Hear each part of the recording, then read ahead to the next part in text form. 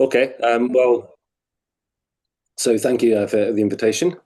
It's a pleasure to speak in your seminar series. So I do hope you can hear me um, uh, in the seminar room. I can't see anything. Also, I'm in full screen, so I don't think I'll be able to monitor the chat. So if you have questions, please just stop me and let me know. Okay, so the topic of my talk is gravitational instantons. So in particular, I want to tell you about some recent progress on classifying these objects via special kind of symmetries, namely toric symmetry, or even stronger sort of geometric structures, such as complex structures. So here's the kind of the broad outline of what I'll try to cover. So I'll define for you what I mean by gravitational instanton, in case you're not familiar. Give you some of the classic examples and mention some of the classic conjectures. So in particular, there are conjectures that somehow are Riemannian versions of the no-hair theorem, as I'll explain. These have motivated, well, new examples that have been discovered have motivated revisiting this work. So in particular, the main thing, well, one of the main things I want to describe is some recent work with Hari Konduri on establishing uniqueness and existence theorems for suitably asymptotically flat gravitational instantons. I'll explain what asymptotically flat means. It's a bit looser than in the Lorentzian context that we're familiar with. So those are very much inspired by the methods used in the black hole uniqueness theorems. Then towards the end of the talk, I hope to cover also even more recent work on classification of Hermitian gravitational instantons, where a lot of progress has been made recently, as I explained. So this is includes some work in collaboration with Bernardo Araneda. Okay, so that's the plan. So let me begin with the definition. So what do I mean by a gravitational instanton? Well, it's going to be it's a four-dimensional complete Riemannian manifold. Okay, so this is purely going to be a talk of Riemannian geometry that is complete, typically non-compact, and we'll have some sort of prescribed curvature decay, and therefore the geometry is asymptotically flat in a certain sense. And the precise sense is that this integrated square of the Riemann tensor should be finite. Okay. So you can think of this as some sort of finite energy or action type condition. But you see, necessarily it means the Riemann tensor must tend to zero near infinity. Okay, so why are we talking about this in a relativity seminar, right? Well, back in the 70s, Hawking and Gibbons proposed an approach to quantum gravity known as the Euclidean quantum gravity theory, where the idea is to try and do a gravitational path integral, as you do in quantum field theory. And then in some semi-classical limit, this should be dominated by saddle points, which are of course solutions to the Einstein equation. So this is where these instantons arise, because we're in a Euclidean setting, essentially where one Wick rotates time to imaginary time. So that's why everything becomes Riemannian. And so the classic example is when we're asymptotic to flat space, but where the imaginary time now is periodically identified with some period beta. So we call this asymptotically flat still, because the geometry is indeed flat in that region. And then, for example, the thermal partition function you would compute as a sum over all such asymptotically flat instantons, so namely Riemannian solutions to the Einstein equations with these boundary conditions. So therefore, to understand this object, you would need a classification of such instantons. Okay? And so I should say, even for this problem, this is still open today. And due to recent developments, it's made it clear that it probably is quite open. So the idea of Euclidean quantum gravity was very much inspired by an analogy with Yang-Mills theory, where the instantons, of course, are self-dual configurations. So the field strength self-dual. But of course, it's known that they minimize, they globally minimize the Yang-Mills action in the Riemannian setting. So inspired by this, or by analogy, a lot of the work originally was for so-called self-dual instantons, where the curvature, the Riemann curvature, is self-dual. Okay, and these are particularly nice because they're hyper-Kahler, at least locally, And so a lot of progress and work was done in that direction, which I'll describe shortly. However, from the physical perspective, of course, the gravitational action, the Einstein-Hilbert action, is famously not positive definite, even in Riemannian signature. So this argument for looking at self-dual solutions does not really apply. And so actually, even Hawking and Gibbons originally envisioned gravitational instantons are not necessarily being self-dual. Okay, and I'll show you some of the simplest examples are not. So we will relax this self-duality and just think about the whole classification. Okay, and because we're looking at Ricci-flat Riemannian manifolds, of course, this is a wildly difficult problem in general.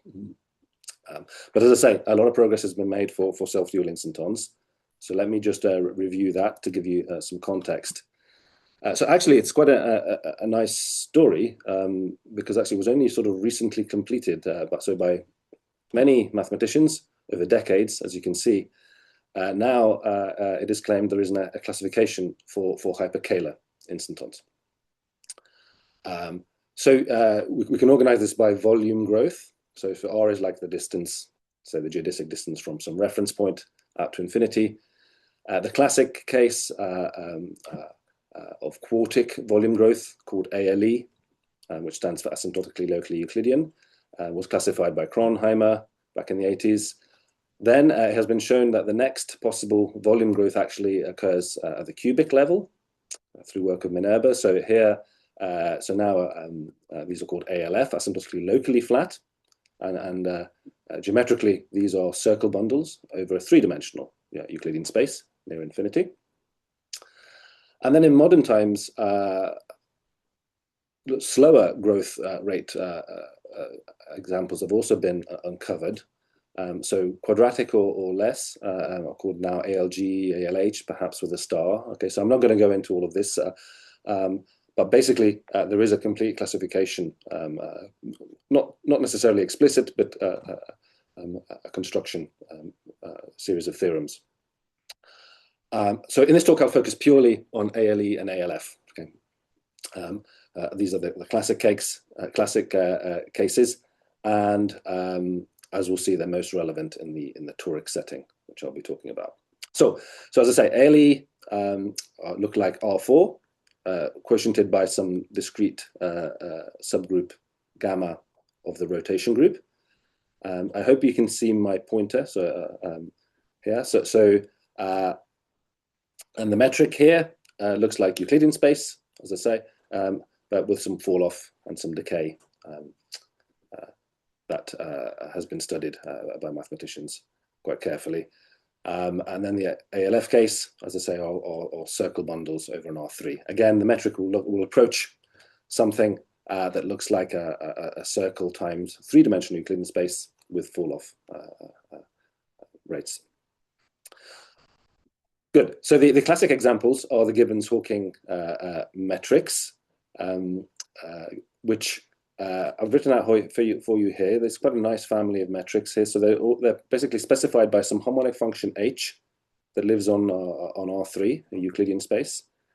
And you can see that they're geometrically they're circle vibrations over this R3, fully determined by h. Okay, so if I pick h to be the obvious thing, let's say just a sum of fundamental solutions to the Laplace equation, then it turns out, well, when this constant here, epsilon, vanishes, these are all ALE, and in fact, the simplest case gives you Iguchi-Hansen, and for higher n, you get the multi-Iguchi-Hansen family.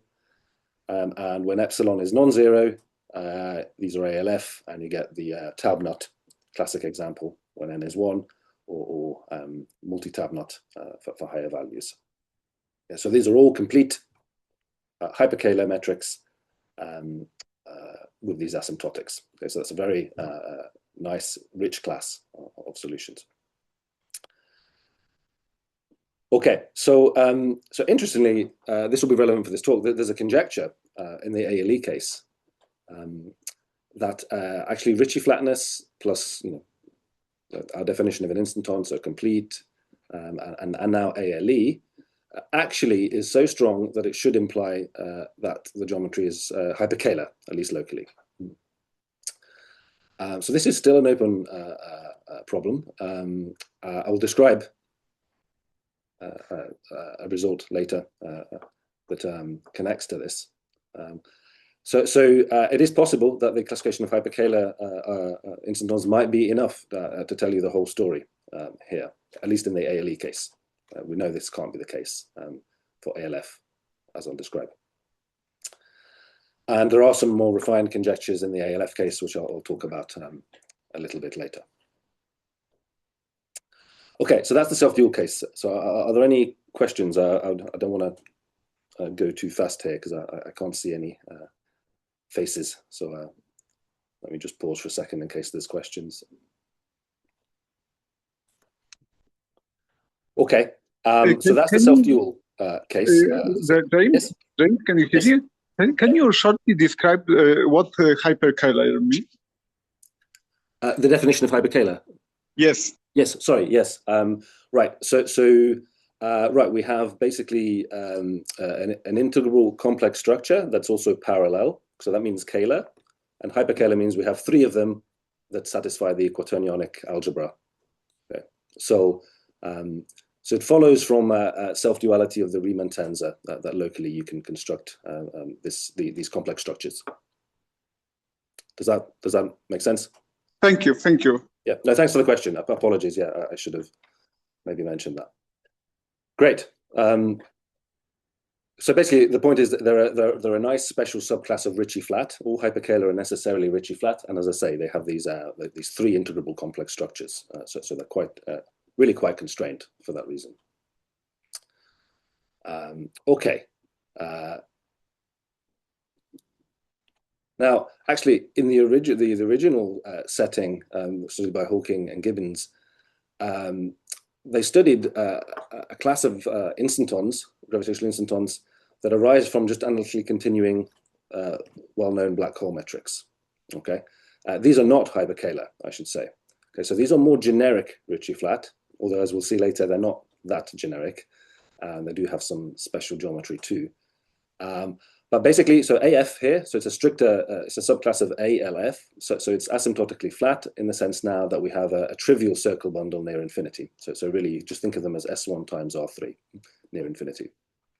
So here is the canonical example. Okay, so it's a beautiful example. You just take the Schwarzschild metric, you analytically continue time to Riemannian signature. Okay, so now we have this nice family of Riemannian metrics. And if you periodically identify the imaginary time coordinate here now with a certain period, depending on the mass parameter, actually the singularity at r equals 2m, which is a conical singularity in this geometry, is absent, and you can smoothly extend the geometry to that set, which actually is a two-sphere, as you can see from this metric. The two-sphere part survives at r equals 2m. So there's a non-trivial two-cycle in the interior. This is often called a bolt in the literature, which is an old joke of Stephen Hawking and friends, that we have solutions with nuts and bolts. Okay, so that's why it's called that. As you can see, they're asymptotically flat now in the sense I've been talking about, because as r goes to infinity, this metric is indeed just flat. But because tau is periodic, for smoothness, it's asymptotic to a circle times R3, just as I mentioned. So that's a prototypical example of an asymptotically flat instanton. Now, naturally, you can try the same thing with Kerr. So I should say, actually, so with Schwarzschild, so the manifold underlying it now, once we make this periodic identification, is R2 times S2, just like in the Lorentzian case, actually. But here, the geometry does not extend beyond what was the horizon. It stops there. It smoothly caps off at this bolt. So you can do the same thing with Kerr. That's a little bit more complicated, but basically you end up with a two-parameter family now of instantons, again, on the same manifold. They're again asymptotically flat as r goes to infinity and have a non-trivial two-cycle, a non-contractible two-sphere, a bolt at where the horizon was in the Lorentzian case. Now, something slightly different happens. In order to get completeness, for the geometry to extend smoothly to this bolt, you must periodically identify tau, but also the angle in the two spheres simultaneously. Okay, so it's like a tilted identification. If you think of tau and phi as lying as coordinates on a sort of torus in the geometry, we're sort of got a tilted identification in this torus. Okay, so beta and omega here depend on the mass parameter and the what was the spin parameter A. But we still call this asymptotically flat. The geometry is still approaches the same metric as Schwarzschild, just with this tilted identification. And as I say, an important point here is both of these solutions have a torus symmetry. So they have two commuting now killing fields that are axial. So they have closed, well, you can take a basis where they have closed orbits always. So this is what I mean by a torus symmetry. Excellent. Okay, so that's the classical asymptotically flat instantons. And as I say, these are not hyperkähler.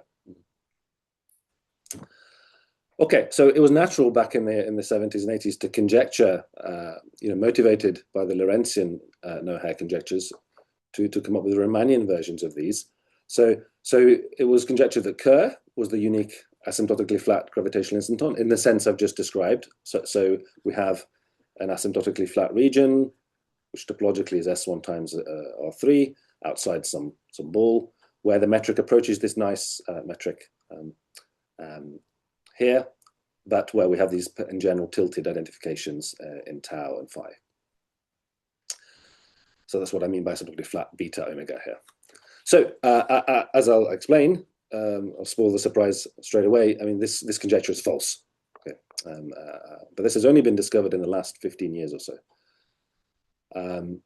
Interestingly, the special case of Schwarzschild, where you don't have this tilted identification, so tau really is just the periodic direction, is still technically open. In any case, back in the 80s, Lapedes wrote an interesting paper trying to motivate these conjectures. So he observed that actually the black hole uniqueness theorem for static black holes, which tells you that it has to be Schwarzschild. Okay, so the original theorem was by Israel, but there were stronger versions as well that emerged. Turns out to be still valid in Riemannian signature. Okay, essentially because once you have staticity, this d by d tau will be orthogonal to the rest of the metric, and so if you reduce the Einstein equations on this static symmetry, whether that static vector is time-like or Riemannian doesn't matter. You get the same equations, and so basically it becomes the same boundary value problem as before. So Schwarzschild's instanton is definitely the unique static instanton that is asymptotically flat. Yeah, but that's not quite what this conjecture above says, because that does not assume staticity. Okay, so back then also Lapedes looked at the rotating case naturally, and he even back then observed that actually the classic uniqueness proof by Robinson, Carter, Mazur, that shows that Kerr is unique among stationary axisymmetric black holes does not survive the analytic continuation. It causes some sign changes which spoil the argument, as I'll describe shortly. So even back then, there was reason to perhaps suspect that this Riemannian no-hair conjecture should fail. Okay, but despite this bit of evidence, of course, that they still proposed the conjecture back then, curiously. But I guess the point is, of course, just because the proof fails doesn't mean the theorem fails. There may be another way. Right? Okay, so let me just give you a flavor of why the black hole uniqueness proof will fail if you try to adapt it to the Riemannian signature. Okay, there's a lot behind all of this, but I'll just try to isolate here the key point. If you reduce stationary axisymmetric vacuum spacetimes, they end up being equivalent to well, there's different ways of phrasing this, but here I'm talking about it as a harmonic map with a target space that is the hyperbolic plane. Okay, so this is equivalent related to the Ernst equations and the formulation given by Carter for studying these solutions. Okay, so it's the structure that's the SL2R symmetry of the vacuum equations is well known. Okay. So, but in the setting when you have stationary and axisymmetry, it reduces to this nice harmonic map in a fixed Euclidean space into this Riemannian target H2. Okay. And to get this reduction, you build this phi, which is a sort of a matrix. It's basically built out of the Ernst potential, but you adapt it to the axial killing field. This ensures that the target space is positive definite. And so this is what the black hole uniqueness proof needs, this positivity of the target space metric. This was an observation by Mazur, who formulated it this way. And actually, I'll show you the proof in the instanton setting, which is essentially analogous a little bit later. Good. So if you try to do the same reduction in the Riemannian setting with a torus symmetry, you can do it. You still get a harmonic map, but now the target space actually ends up being Lorentzian. Okay, so it's a similar coset, but some of the signs are different. And so actually this coset is basically ADS2. But it's this indefiniteness of the target space that spoils the uniqueness proof. So this is basically a kind of modern way of talking about Lapedes' argument that I mentioned on the last slide. Okay, so that's yeah, hopefully gives you an idea of why this uniqueness proof fails. Basically, some signs go wrong. Okay, and then actually, well, this is the punchline, I suppose. So the nail in the coffin is actually that there is a counterexample. Okay, so this Riemannian conjecture is for sure false, independent of which proof works or not. So in a remarkable paper, Chen and Teo constructed this instanton. So it's a Ricci-flat, complete, asymptotically flat in the same sense as Kerr that I described. Two-parameter family again. It's on a different manifold now. It's a bit more complicated. So it's on complex projective space where you remove a circle. It's not terribly intuitive way of saying it. Maybe later when we look at these in the context of toric geometry, this would make a little bit more sense. But indeed, I should say, they also have the toric symmetry of Kerr. So they have the same symmetries, boundary conditions as Kerr, but they're different. It's a much more complicated family of metrics, which actually, as I'll explain, doesn't have a Lorentzian counterpart, which is why they hadn't been discovered before. They were constructed using the Belinsky-Zakharov inverse scattering method, which actually employs a deeper structure that this harmonic map I just I described actually is integrable.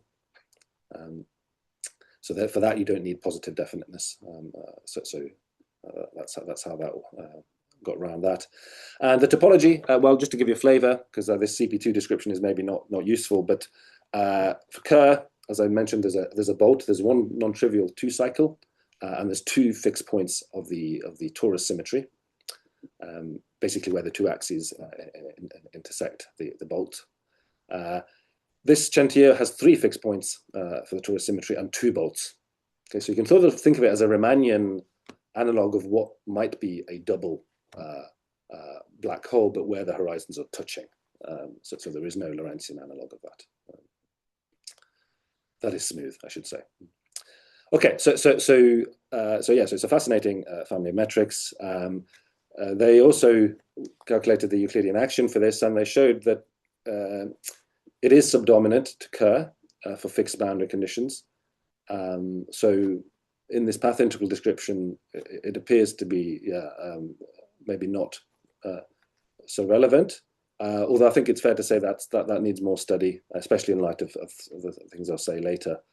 And I think it would be interesting to understand the physical interpretation of these Chen and Teo instantons in this Euclidean quantum gravity setting. Okay, but anyway, motivated by the fact now we don't have uniqueness, we have Kerr and Chen and Teo, it's natural to ask, well, is there anything else? And can we classify such instantons, assuming this torus symmetry? Okay, of course, without symmetry, just Ricci flatness is probably hopeless. Okay, but with torus symmetry, there's probably enough structure to do this, as I'll explain. Okay, so I think I'm going to move on to introducing toric instantons now from a more general point of view. So it might be a good time to pause for questions again, if there are any. And so basically, so far, I've discussed hyperkähler, and then these examples you get from analytic continuation of black holes, which are not hyperkähler, and then this remarkable family of Chen and Teo that violates the naive no-hair conjecture. Okay, all right. So let me move on. So here, let me now introduce toric instantons from a more general point of view. So what we're dealing with, as I say, was Riemannian manifolds. Now with an isometry that generically is toric. Okay, so we have two commuting Killing fields generically. And there's various assumptions we'll make, which I won't dwell on too much, but mainly the main one is that the M is simply connected. And there's some reasonable technical assumptions on the torus action, particularly that it has fixed points. Okay, so the reason for these assumptions are because then there's a nice theorem that classifies the orbit spaces, and we can reduce the problem down to this orbit space. Okay, so let me just describe that. So we have this Gram matrix. This is a key quantity. So this is just the inner product of the torus Killing fields. So it's a 2 by 2 matrix. And this is the key quantity we'll study. And so from the perspective of the possible orbit spaces, well, there's some old papers and then some more recent papers by Hollands and Yazadev in the context of black holes, who classified such orbit spaces. And they basically showed that actually, once you factor out by the torus symmetry, basically you can show that this orbit space has to be a manifold with boundaries and corners. So you can think of it topologically as a half plane. And the boundary divides into segments separated by these corners. Okay, and this boundary structure is precisely encoded in the rank of this Gram matrix. So in the interior of the orbit space, where the torus action is free, okay, so both of these Killing fields are independent. So generically, well, in the interior, the rank is 2. Okay, so this matrix is invertible. And that it's on the boundary and the corners where it becomes degenerate. So in particular, it has rank 1 on the boundary segments where you have non-trivial isotropy groups, circle isotropy groups, and 0 at the corners where there is actually genuine fixed points of the torus symmetry. Okay, so that's the picture to keep in mind. But basically, the reason I'm talking about this is because we're going to reduce the Einstein equations on this toric symmetry down to 2 dimensions and work there. Okay, so here's what happens with the Einstein equation. So some of this should look familiar from stationary axisymmetric spacetimes in GR. Okay. So as in that case, in fact, Ricci-flatness implies that when you have 2 commuting Killing fields, as long as there's fixed points, the isometry is orthogonally transitive. Okay, so you can write the metric in block diagonal form in this way. And on the orthogonal 2 surfaces, well, you can identify these with the orbit space, and G hat is the orbit space metric. Okay. So we have this nice structure. And the main point is the Einstein equations then imply this really nice equation for the Gram matrix. See, it's a nonlinear equation, but with a nice structure. It looks a little bit like a nonlinear sigma model or a harmonic map, but there's this weight function rho in here. So rho is the determinant of the square root of the determinant. Sorry, it's the square root of the determinant of the Gram matrix. So it's necessarily non-negative. But you basically just think of this now as a 2D equation on the orbit space for this matrix scalar field. Okay. So a nice remarkable thing that happens is if you take the trace of this equation, rho is actually harmonic on this space. And so you can introduce its harmonic conjugate, Z. Okay, and rho and Z then are precisely the famous Weil-Papa-Petru coordinates that you encounter in GR.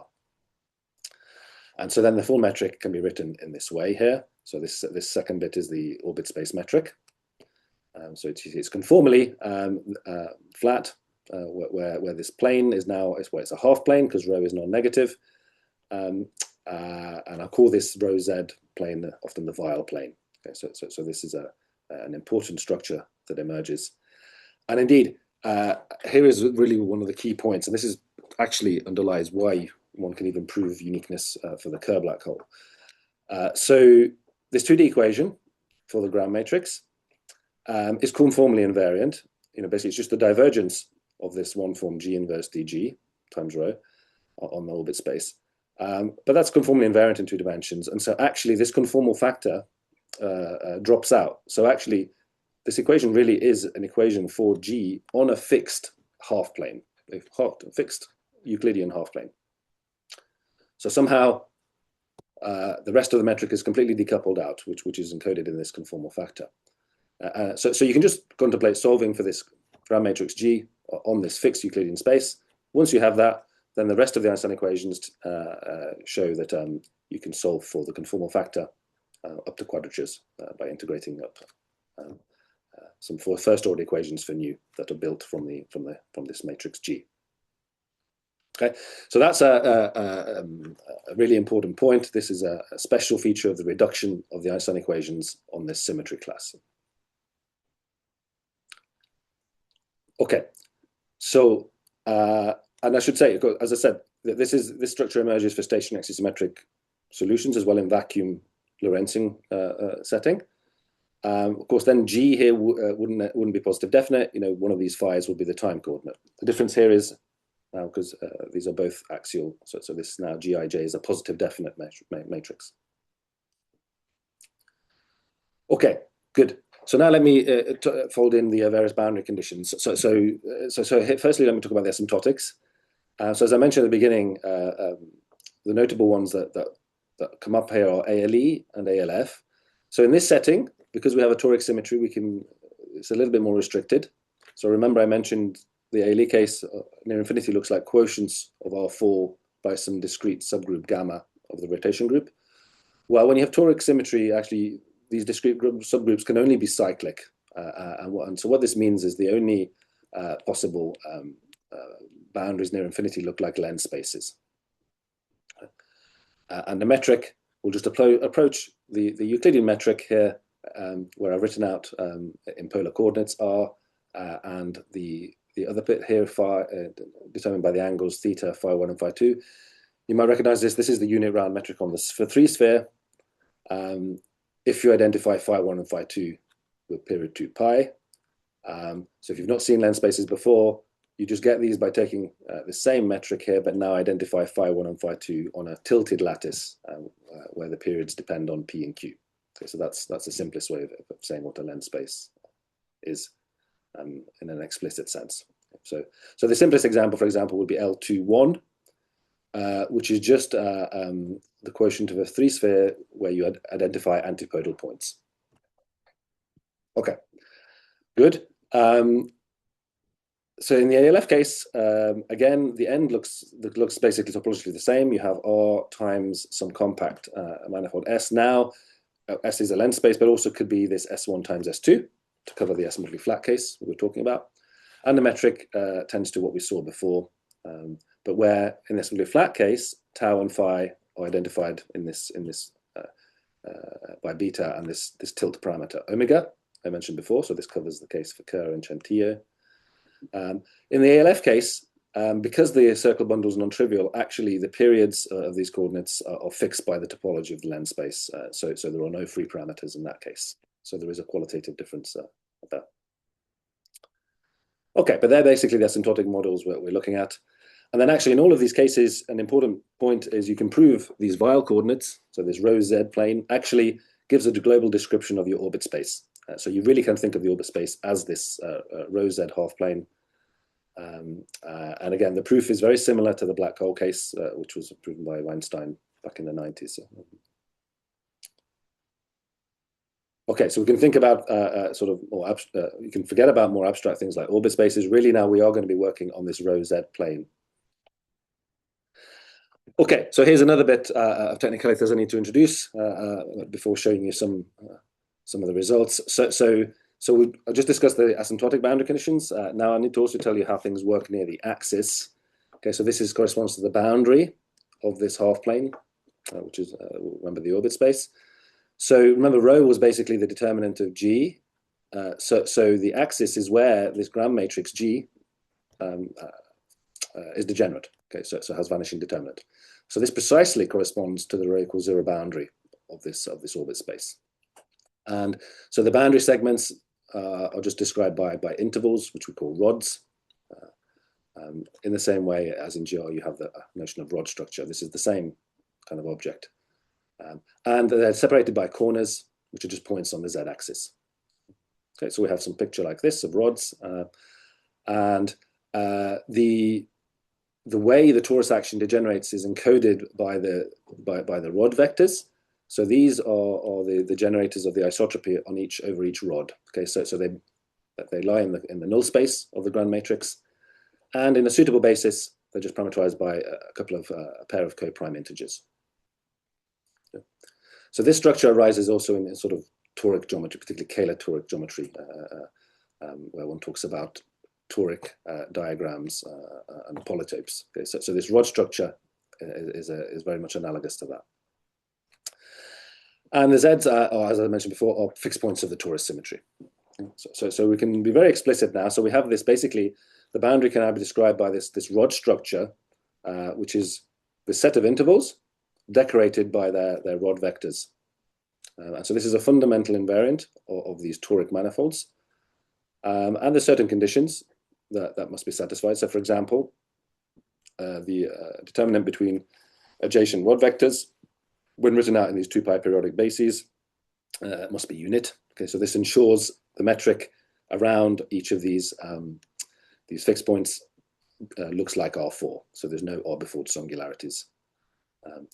Yeah, the main point to say maybe is that if I give you the rod structure, this allows you to reconstruct the topology of the manifold. So in particular, it's quite visual. These finite rods correspond to 2 cycles, so non-contractible 2 spheres in M, which we'll call bolts in this context. So you can immediately see the topology from those diagrams in that sense. The asymptotics you can also read off, at least the topology of it. So as I mentioned, both the ALF and ALE cases, we're studying the boundary near infinity. As the radial corner goes to infinity, it looks like a lens space. Okay, so or S1 times S2, and that depends on whether this integer p vanishes or not, which you can compute from the rod vectors on the 2 semi-infinite axes. Okay, so those are ones that reach out to infinity. Great. Okay, so let me just show you some examples, because this all sounds very technical, but it ends up being fairly visual. So I've written out for you the simplest examples. So when we have one fixed point, the simplest example will be just Euclidean space R4. Okay, so it has one fixed point at some origin, and then there are 2 rods that correspond to 2 different axial killing fields degenerating. So these would correspond to, for example, if you wrote R4 as a sum of two planes, these correspond to the rotation in each of these orthogonal 2 planes. Okay, and actually tab nut has the same rod structure. So topologically, it's on R4 too, but asymptotically, this is ALF instead of Euclidean. Okay, but the boundary still is a 3-sphere in both cases, as you can see from these rod vectors. Okay, so the determinant between them is 1.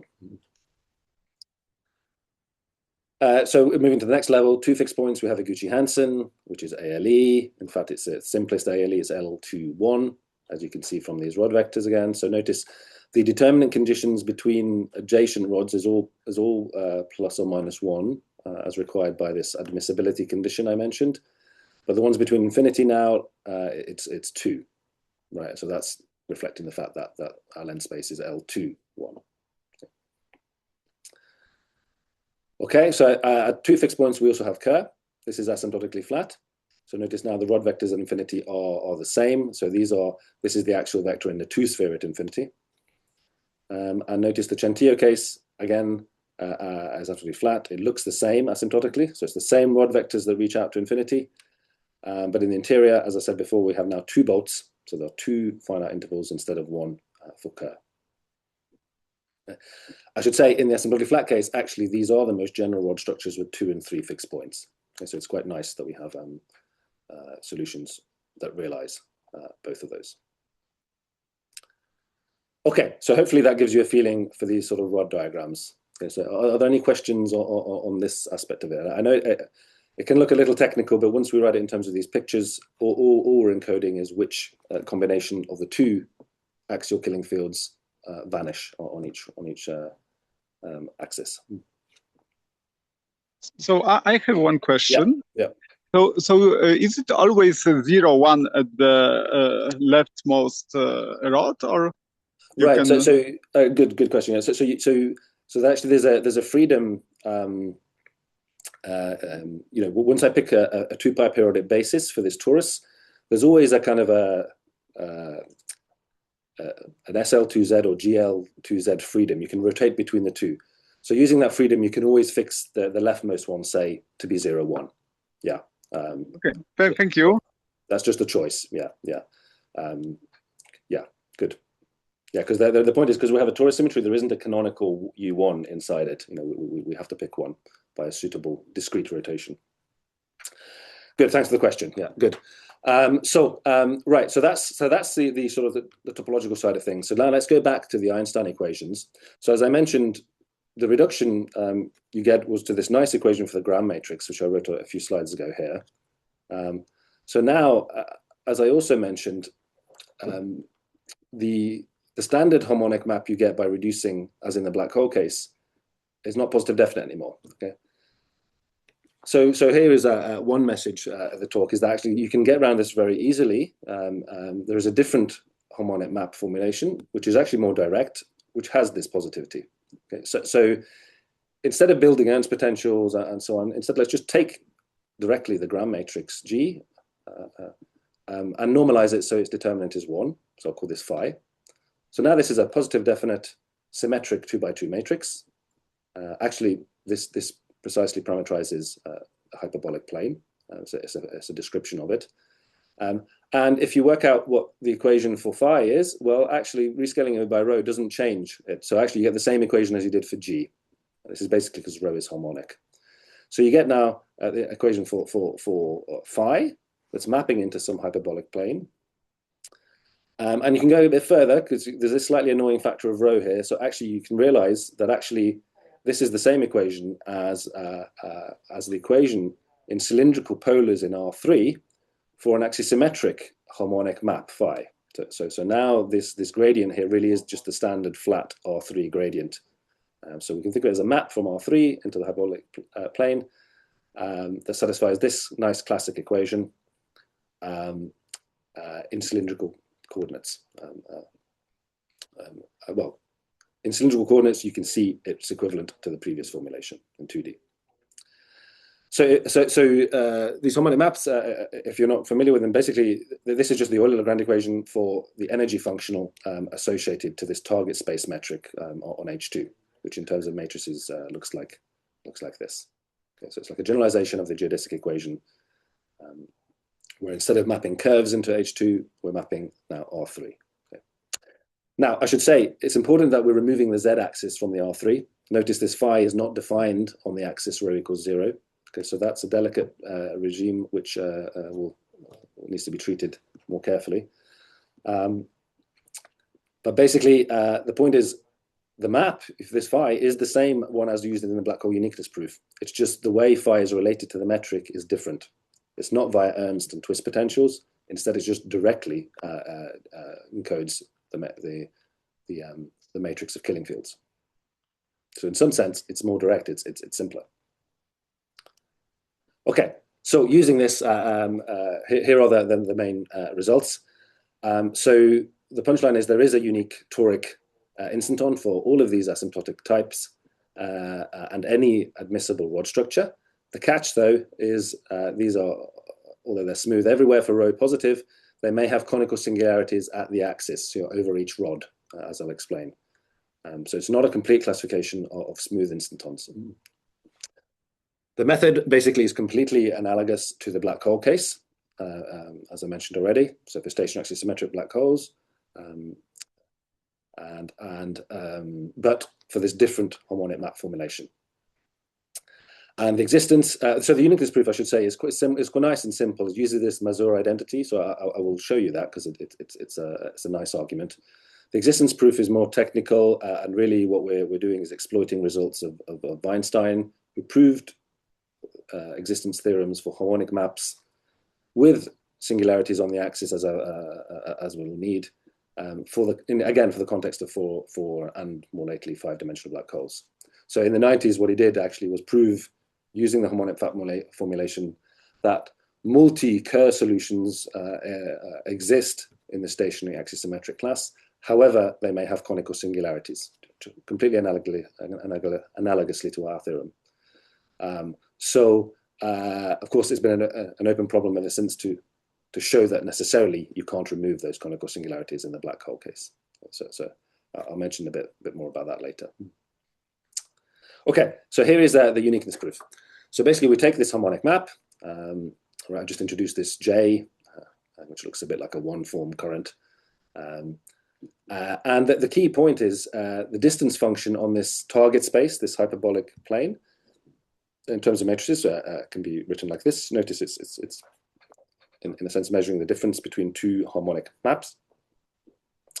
The remarkable thing, it satisfies this remarkable equation, which is that if you act with the R3 Laplacian on this distance psi, it's non-negative. Okay, where the positive term on the right-hand side is controlled by the difference of the two solutions. Okay, and so this is again where you see positive definiteness is coming in crucially for this for this argument, right? So you need that phi has a square root, and that this right-hand side is positive definite, and indeed also you want psi to be positive definite. So this is where the positive definiteness is coming in. So then the argument is very classical. So the key insight is, although phi, as I mentioned, is not smooth, it's singular on the axis rho equals 0, the quotient of two phis here will actually extend to a smooth function on R3 at the axis, provided they have the same rod structure. That's telling you precisely how they degenerate at the axis. So in fact, then this equation extends to the whole of R3. So it just tells you the psi is a subharmonic function on R3. And these, of course, satisfy a nice maximum principle. So if you tie that in with the asymptotics, which tell you that this psi has to go to 0 to infinity, you get a unique solution, okay, by positive definiteness. Okay, so that's the crux of the uniqueness argument. And as I say, the idea here is basically the same as you have in the Lorentzian setting, which allows you to prove uniqueness of Kerr. Okay, but here in the Riemannian setting, we use a slightly different formulation of the harmonic map, which requires you to specify the rod structure to get uniqueness. In contrast to, in the Lorentzian case, famously, you have to fix the angular momentum at infinity too. So here we don't need that. Okay, so that's the uniqueness. The existence, as I say, is a bit more technical, so I'll just tell you the results. So basically, Einstein proved, basically to paraphrase this theorem, what he showed that is if you have a map with the right boundary conditions for your problem that is nearly harmonic, then there is a harmonic map that has the same boundary conditions. Okay, so that's paraphrasing this theorem. So, by nearly harmonic, more precisely, he introduced this notion of a model map, which basically is a map from the same spaces, but has a tension, which is basically given by the failure of this map to be harmonic. Yeah, so it's like analogous to the tension in the geodesic equation if you have an acceleration term here. So we say it's a model map if this tension is bounded and decays at infinity. So there's some control on it. And then we say these two maps are asymptotic, again, if the distance between the maps is bounded and decays to 0 to infinity. Okay? So this ensures they have the same rod structure and asymptotics. So given this theorem, the task then just reduces to explicitly constructing a model map for each of the asymptotic types and for all the possible boundary conditions, so all the rod structures. Okay? And so this is basically the content of our work. So the original paper a few years ago was for the asymptotically flat case. More recently, we've dealt with the ALF and ALE case. So this, I hope, will be released soon. But that's the basic gist of the argument.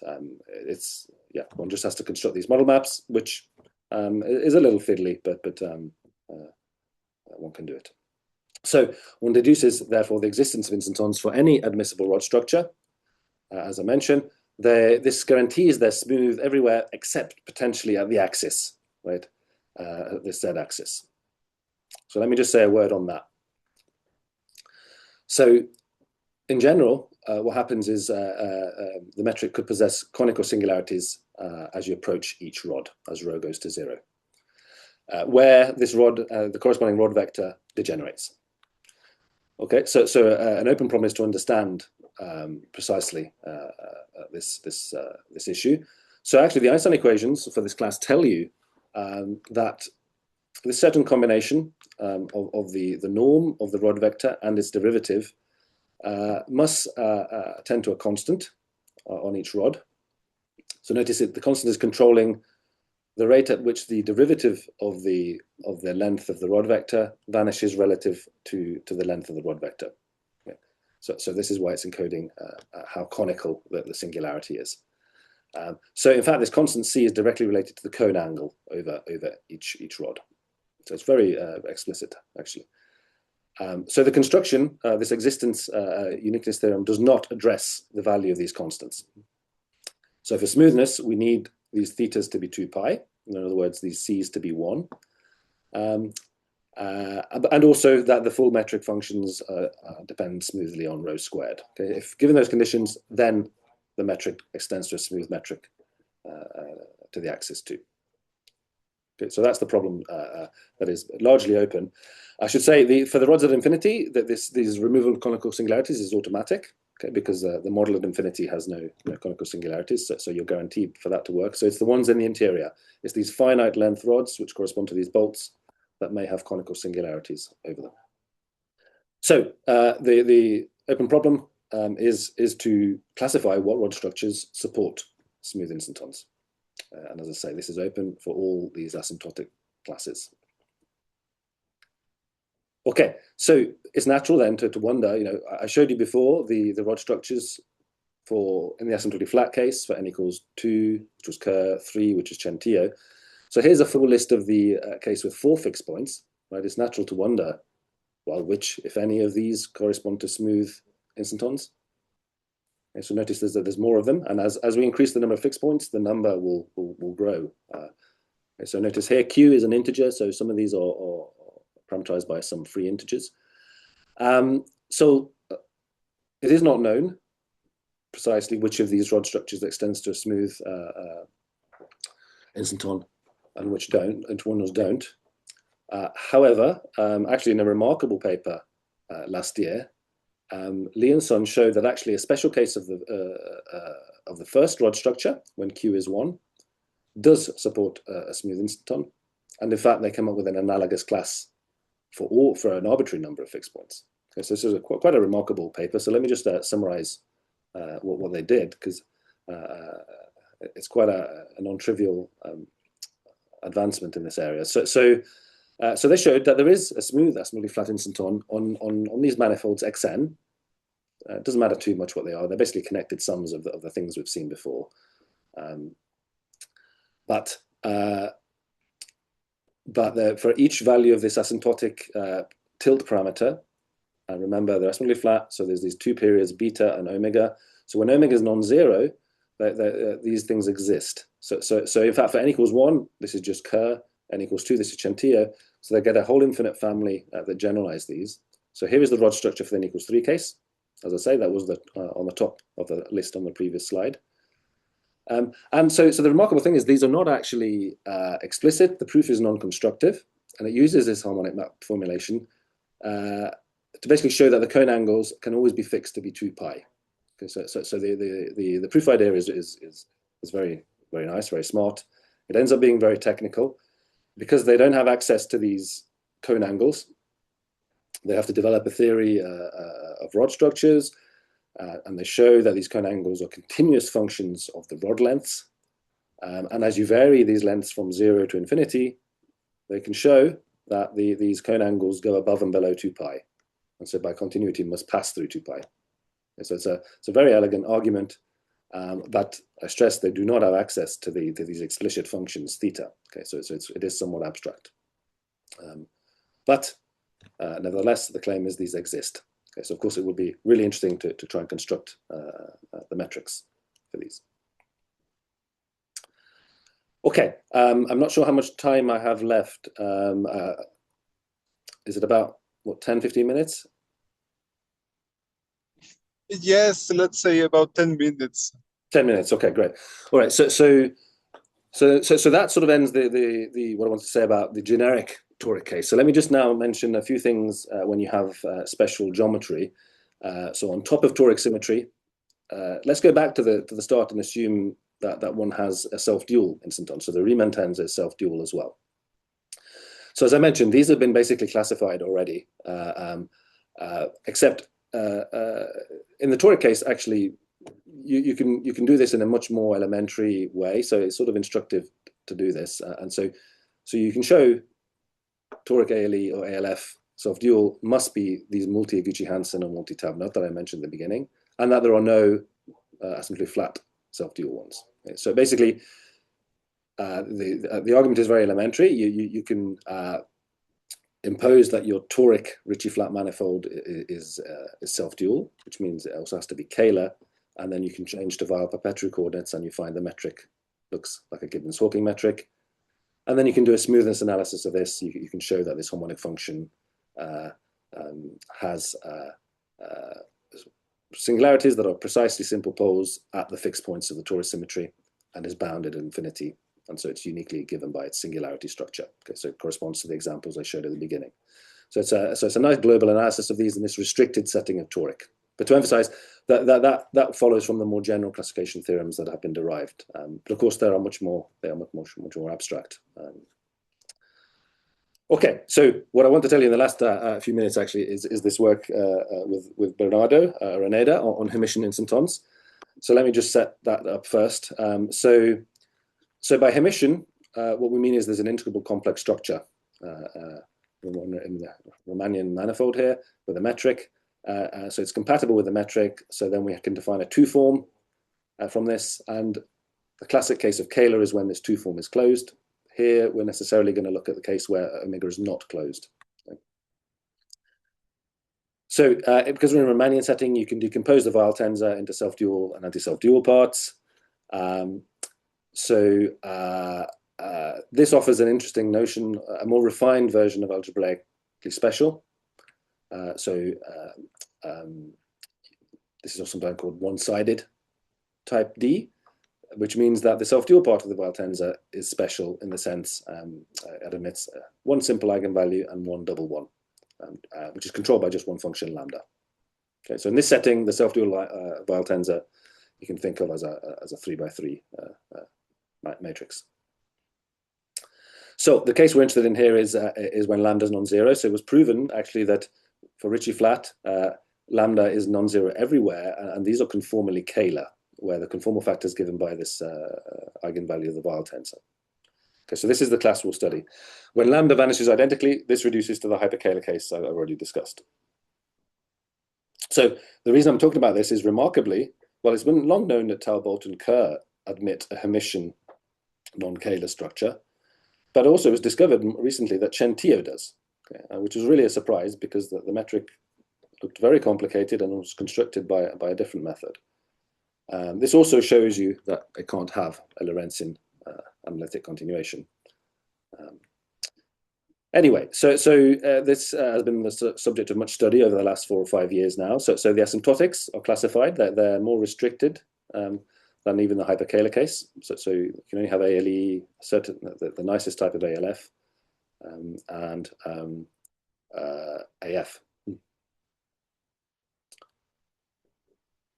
So in fact, the ALF case has basically been classified through these works. So you can have the first step is to show that they're necessarily toric, which parallels some work in the compact case by Lebrun. And then this is the thing I wanted to talk about. So actually, if you add toric and Hermitian non-Kahler, you can completely classify. So in a beautiful paper by Bicard and Gordashorn, they showed that you can derive a complete explicit classification. Okay? And you only get a handful of solutions. In particular, the number of fixed points is less than or equal to 3. So when n is 1, it's Talbot. When n is 2, it's Talbot and Kerr. And 3 case is Chen and Teo. Okay. So this is a really nice piece of work, and it inspired the work of Bernardo on the ALE case, which I'll talk about in a second. But the whole thing, I should stress, relies crucially on this beautiful paper by Todd, who showed that the local form of these metrics is specified by just a harmonic function in R3. So they're a little bit analogous to Gibbons Hawking, but the metric is much more complicated. Okay, so there's been conjecture that in fact ALF must imply Hermitian. So that would clear up the story here too, but actually for asymptotically flat case, these Lie instantons are a counterexample, but otherwise it's open. Okay, so here's the just in the last few minutes. This is the work with Bernardo. So basically, our idea was to try to derive the analogous theorem for the ALE setting. So assume Hermitian non-Kahler with a toric symmetry, and we found basically Gucci-Hansen was the only solution. So the result is much more rigid than the ALF case. The proof is analogous to the Bicard-Gaudochon for ALF, although we found one could do it directly in Weil-Papa-Petru coordinates rather than going through the Kahler frame where they use some toric Kahler geometry methods. So you can simplify some of the arguments a little bit. But the upshot is basically this strong rigidity result. Notice it supports the conjecture I mentioned at the beginning, that any ALE instanton is in fact self-dual, okay, because Gucci-Hansen also admits a hyperkähler structure. But it still would leave open the question of, must all these Hermitian ALE instantons be toric? Okay. In the ALF case, it has been proven, but not for ALE. So that's an interesting open problem. And if once one solves that, one would have a classification complete here too. Okay, so let me just sketch the proof of this. I think it's quite nice because it's quite explicit. So the first observation is that Hermitian non-Kahler, this has been long known, necessarily admits a killing field, which you build out of the complex structure J and this conformal factor, which takes you to the Kahler frame. And the local metric is determined by a Toda equation, which is a nice equation that appears in the theory of integrability. So this has been long known. Now, the nice insight by Todd recently was that if you assume an extra commuting killing field, so you have the torus symmetry, then actually you can, by transformation due to Ward, you can linearize this Toda equation. And actually, the effect of doing that actually is to change to Weil-Papa-Petru coordinates. And so the whole metric is determined by a single axisymmetric harmonic function on this Weil rho Z plane. So then you just, because we have access now to the explicit metric in terms of just a single harmonic function, you can do a smoothness analysis. So you find, well, I've not written down the full metric because it's complicated, but here the conformal factor that takes you to the Kahler frame is simply related to this function V in this way. Because omega has to be smooth near the axis, you can quite easily integrate this equation to see that V is singular logarithmically at the axis, but controlled by this function F, which is a piecewise linear function with breaks at the fixed points of the symmetry. So over each rod, you have a different slope for F. On the other hand, for the asymptotic region, this works both ALF and ALE actually. It looks like the semicircle at infinity in this half plane, and V has to approach a particular harmonic function, V naught. In that case, I'll write that on the next slide. But basically, because V is harmonic, this is the key point, the maximum principle tells you that if you fix the asymptotics and the boundary behavior, which is encoded by this function F, at the axis, you have a unique solution. Okay, so we just need to find one harmonic function that realizes these things. Okay, well, you find asymptotics also tells you that this function F has to be convex, and the slopes start from -1 and increase up to +1. So F you can represent in this nice way here, and you can easily distinguish between ALE and ALF depending on whether this constant A vanishes or not. And then the harmonic function that realizes this boundary behavior and has the right asymptotics is this function here. Okay, so you see it's a little bit like a multi-centered Taub-Nato or Gucci-Hansen, except now the harmonic functions look a little different. So, but the point is, because we have now the explicit form of the metric, we can analyze smoothness at the axes, and particularly remove these cone deficits. So the rod vectors are determined by this function f, and so you can explicitly impose that there are no conical singularities, and you find then the only solution has two fixed points and is fully fixed and is a Gucci-Hansen. In contrast, Bicart-Godeschon did this. In the ALF case, you get a slightly weaker constraint on the number of fixed points. But in both cases, it's remarkable that you get this restriction on the number of fixed points. Okay, so there's a finite number of solutions, which is in contrast to the hyper-Kähler case, where you have actually these multi-Tav-Naut, multi-Gucci-Hansen are an infinite class. Okay, so that's the crux of the argument. Okay, so let me just summarize. So the main message, if you've not seen this stuff before, is that toric gravitational instantons can be classified by this structure known as the rod structure, which is analogous entirely to what was used for stationary axisymmetric black holes. But resolving the conical singularities remains an open problem. Okay? And again, this is also the case for the black hole case. So famously, the multi-Kerr solution, which is known to exist up to conical singularities, it's not known in general whether you can remove those conical singularities. So a nice paper by Hennig and Neugebauer showed that for the double case you can. You can show that they're necessarily conically singular. But the general problem remains open. And in 5D, this is a former student of mine, we studied the problem in 5D where the non-trivial rod structure now just isn't just having multi-black holes, but you can also have different topologies. The axis behavior is complicated in a similar way to these instantons. And so we could show, for example, the simplest black hole with a lens space topology must be conically singular. Okay, but again, the general problem there is not understood. So for the instantons, analogously, I mentioned a few examples where we know, but in general, it's open. Now, also in the special case of Hermitian, actually near complete classification now is available, where for the ALF case, recall these correspond to some of the stationary black holes, but the ALE case, you just get uniqueness. And the main point to leave you with is just that the classification for generic toric instantons is still open. One could contemplate using integrability of the harmonic map to try and resolve this. It would be nice to construct these Lie-Sun instantons as well, as I mentioned, but there could also be new asymptotically flat instantons. This is not clear. And also it'd be nice to resolve some of these conjectures. So are there non-Hermitian ALF and ALE instantons? Our work, what I mentioned earlier, these existence theorems show that you can write them down up to conical singularities. So it really comes down to this conical singularity issue.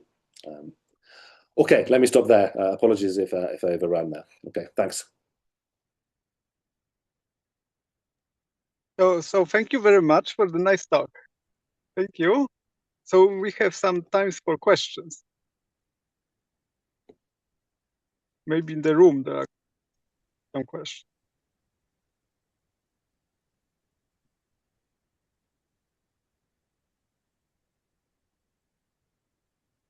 Okay, so I would like to ask something. Sure. Oh, yeah. So suppose that you don't impose Ricci-flatness, but some weaker condition, for example, Bach flatness.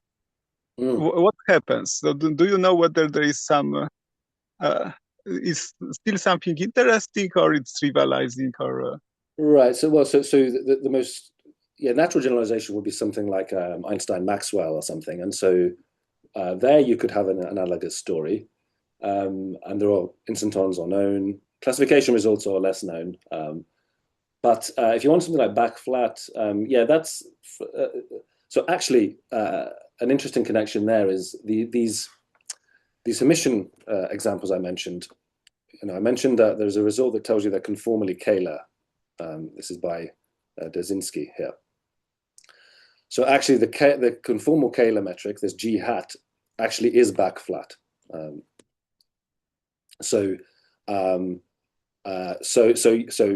yes, in a sense, at least in the Kähler setting, one could make some progress in that direction. For non-Kahler back flat, I'm not sure. I don't know how. That's probably not been studied so systematically yet. I guess it's a weaker condition, right? So.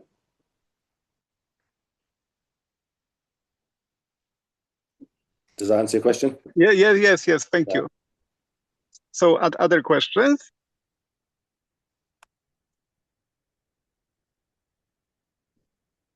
So maybe I have one more question about Sure. this.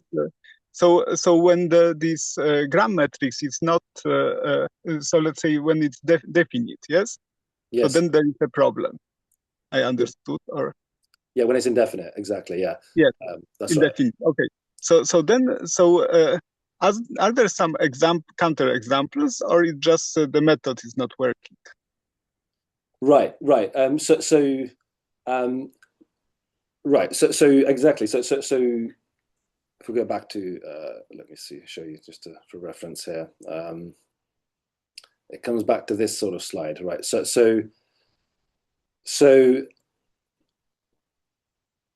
yeah, this is where, in the Lorentzian case, we have a nice positive definite harmonic map, which allows you to prove uniqueness of Kerr. But the observation is in the Riemannian setting, you get non-positive definite. So then it could be just the proof method that's wrong, or you have a counterexample, right? So in this case, we know there's a counterexample, which is this Chen and Teo, right? And now also these sums. So yes, certainly a priori, just because the proof fails doesn't mean the uniqueness fails. But for this class, this is why people have become interested in the last 5 years, because there are explicit counterexamples. Okay. Yeah. And shockingly, this Lee Sun shows you, that there is an infinite number of counterexamples. So this is this is a remarkable paper. Yeah. Thank you. So are there other questions?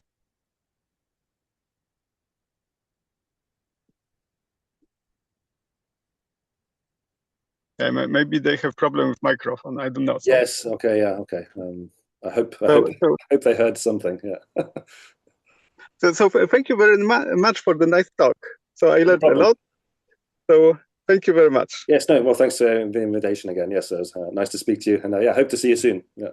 Yeah. I hope also. So I will stop recording. Okay.